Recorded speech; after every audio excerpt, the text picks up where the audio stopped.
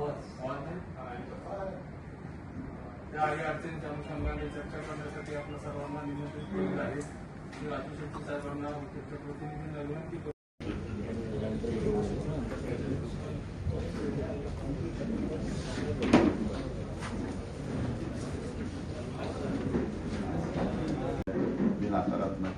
परंतु हे team work होतं आणि मग अशा परिस्थितीमध्ये आपल्या टीम मधला एक खेळाडू आज थोडासा अडचणीत आहे, तो मागे पडलेला आहे. त्याला मदत केली पाहिजे, त्याला थोडासा हातभार लावला पाहिजे. या हेतून मला असं वाटतं की व्यापारी बंधूंनी थोडंसं एक पाऊल पुढे आलं पाहिजे. सगळा वर्षभराचा खर्च आता शेतकऱ्यांना मॅनेज करायचा आहे. अशा परिस्थितीमध्ये काय करायला पाहिजे, तर एक तर राहिलेल्या वाचलेल्या 10% आंब्याला चांगला भाव मिळाला पाहिजे. त्यातून खर्चाची काही तोडमिळवणी होऊ शकते.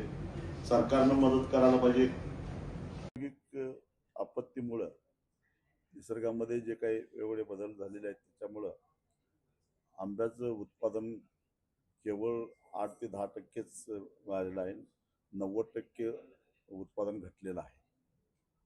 अशा परिस्थितीमध्ये जो काही निसर्गाच्या तडाख्यातून थोडाफार आंबा वाचलेला आहे, त्याला चांगला भाव शेतकऱ्याला मिळावा ही अपेक्षा असताना तसं होताना दिसत नाही.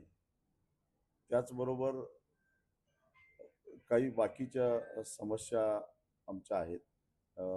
उदाहरणार्थ इथं आंबा भरून ज्यावेळी गाड्या येतात त्यावेळी त्या उघड्यावर उभ्या करायला लागतात आणि त्याच्यामुळे आंब्याच्या क्वालिटीवर परिणाम होतो. तेव्हा बाजार समितीनं एक चांगलं शेड वाहनांच्यासाठी उपलब्ध करावं, तर गाड्या लगेच खाली करायची व्यवस्था करावी, हा मुद्दा आहे. त्याचबरोबर व्यापाऱ्यांनी दिलेली जी उचल आहे, त्याला केलेली आकारणी किंवा ती आता ह्यावर्षी पीक आलेलं नाही, त्यामुळे त्याची परतफेड करणं अवघड आहे. त्या संदर्भात काही मार्ग काढता येईल का, यासाठी व्यापाऱ्यांच्या बरोबर थेट चर्चा करावी, हा मुद्दा आहे. बाजार समितीनं काय सुविधा उपलब्ध केल्या पाहिजेत, हा मुद्दा आहे. आणि सगळ्यात महत्त्वाची गोष्ट म्हणजे आज कर्नाटक आणि केरळ असेल किंवा गुजरातचा आंबा रत्नागिरी आणि देवगडच्या नावानं, वेंगुर्ला आंब्याच्या नावानं विकला जातोय. आणि त्याच्यामुळं आमची हक्काची रत्नागिरी सिंधुदुर्गची जी बाजारपेठ आहे, जो ग्राहकांच्या मनावर वर्षानुवर्षात आम्ही जो एक ग्राहक निश्चित केलेला आहे, त्या गुणवत्तेत फरक पडल्यामुळं ग्राहकांच्यामध्ये कारण नसताना आमची बदनामी होते. आणि त्या संदर्भामध्ये मला माहिती आहे की हापूस किंवा केशर हा कुठल्याही भागामध्ये येतो, परंतु त्याची चव वेगळी असते. जी चव देवगड किंवा रत्नागिरी किंवा वेंगुर्ल्याच्या आंब्याची आहे ती इतरत्र मिळत नाही आहे. ज्याने आपापल्या प्रादेशिक भागाच्या नावानं आपले आंबे विकावे, परंतु अशा प्रकारचं ग्राहकांची फसवणूक करू नये.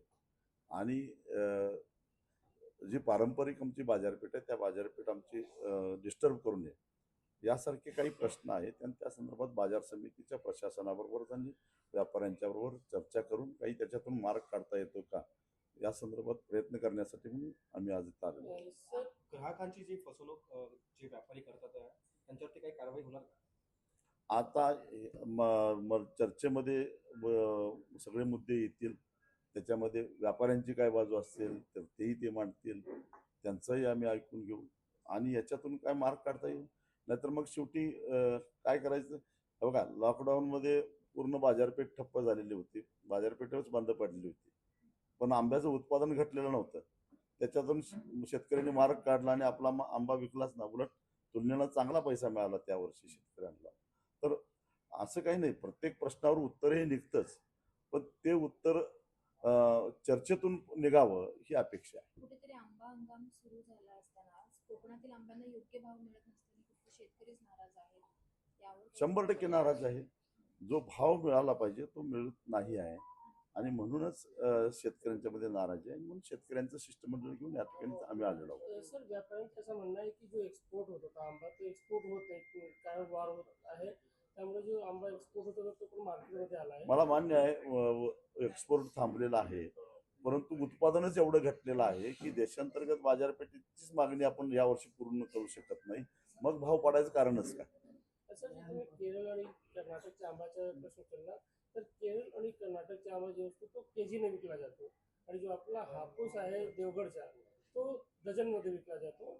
तर एक लक्षात ठेवा, बाजारपेठेमध्ये आम्ही बघितलेलं आहे अनेक ठिकाणी जो देवगड, वेंगुर्ले किंवा रत्नागिरी हापूसच्या नावानं आंबा विकला जातो तो सरळ सरळ लेबल असतं इथंपर्यंत की आतली रद्दी, पॅकिंगची रद्दी सुद्धा रत्नागिरी जिल्ह्यातली किंवा सिंधुदुर्ग जिल्ह्यातल्या पेपरची असते, परंतु आंबा मात्र बाहेरचा असतो. हे अशा पद्धतीचं ग्राहकांची होणारी फसवणूक थांबली पाहिजे असं आमचं मत आहे. एपीएमसीतील फळ आणि भाजी मार्केटमध्ये कुठेतरी शेतकऱ्यांना हद्दपार केलं जात असल्याचा आरोप केला जातोय. यावर काही कारवाई होण्याची किंवा मागणी का आहे या संदर्भात? शेतकऱ्याला आवाज राहिलायच कुठं?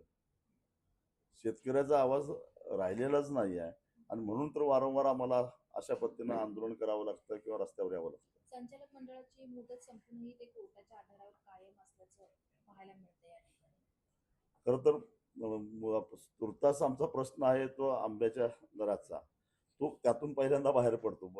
मुद्दे अनेक आहेत, परंतु टप्प्याटप्प्यानं त्यातही आम्ही लक्ष घालू.